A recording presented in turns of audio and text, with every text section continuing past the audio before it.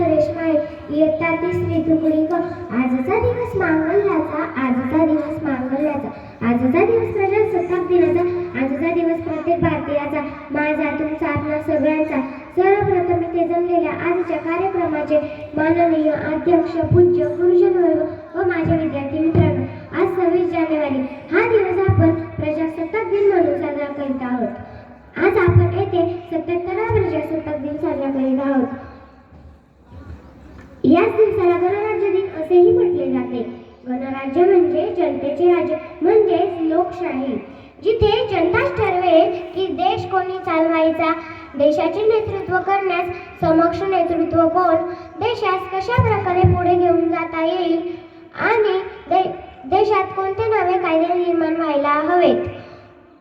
भारतीय संविधानाने सर्वांना मूलभूत अधिकार दिलेले आहेत. आपले अधिकार मिळवण्यासाठी लढण्याची ताकद दिलेली आहे. भारतीय संविधान हे जगातील सर्वात मोठे लिखित संविधान आहे. भारतीय नागरिक म्हणून संविधानाचा मान राखणे हे आपले कर्तव्य आहे. हक्क बजावू, कर्तव्य पाळू, प्राणपणाने संविधान सांभाळू. सन 1950 पासून या दिवशी आपण सारे हा दिवस संपूर्ण देशभर साजरा करतो.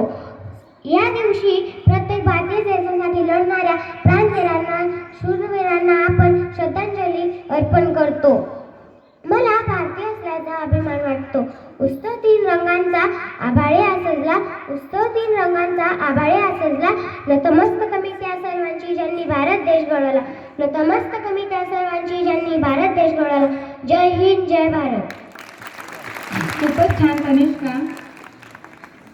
यानंतर अनुश्री शीतल क्षीरसागर इयत्ता तिसरी आपले मनोगत व्यक्त करण्यासाठी येत आहे.